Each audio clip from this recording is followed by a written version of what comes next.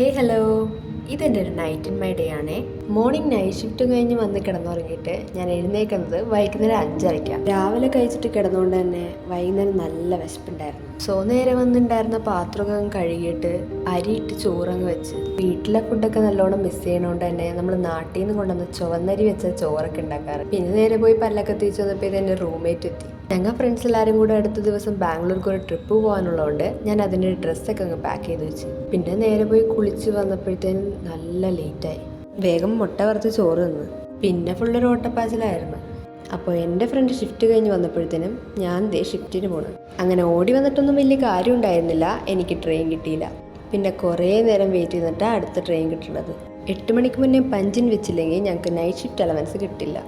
ഒരു വെറൈറ്റിക്കാണെന്ന് തോന്നുന്നത് ഞങ്ങളുടെ പഞ്ചിൻ മെഷീൻ തലകുത്തനെ വെച്ചേക്കുന്നത്.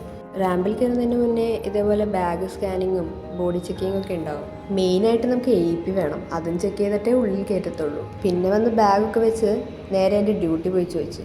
ഞങ്ങൾക്ക് ഡ്യൂട്ടിയിൽ പല ലൊക്കേഷൻസ് ഉണ്ട്. മെയിനായിട്ട് റാമ്പ്, BMA, കാറ്ററിംഗ്, കാർഗോ. അപ്പോൾ ഇന്ന് എനിക്ക് BMA ആയിരുന്നു. ഇതാണ് ഞങ്ങളുടെ ക്യാൻറ്റീൻ. അങ്ങനെ ഒരു കട്ടൻ ചായ ഇട്ട് കുടിച്ച് ഡ്യൂട്ടി കയറി. പിന്നെ ഒരു 11:45 ആയപ്പോഴത്തേനും ബ്രേക്ക് കിട്ടി. ഓൾറെഡി ഞാൻ ചോറൊക്കെ കഴിച്ച് വന്നുകൊണ്ട് ചെറുതായിട്ട് സ്നാക്സ് മാത്രമേ വാങ്ങി കഴിച്ചുള്ളൂ. അല്ലെങ്കിൽ ഞാൻ കാര്യമായിട്ട് എന്തെങ്കിലും ഫുഡൊക്കെ വാങ്ങി കഴിക്കാറുള്ളത് ഇവിടെ നിന്ന്. അപ്പോൾ ഇനി ബാക്കി വിശേഷങ്ങൾ അടുത്ത വീഡിയോയിൽ.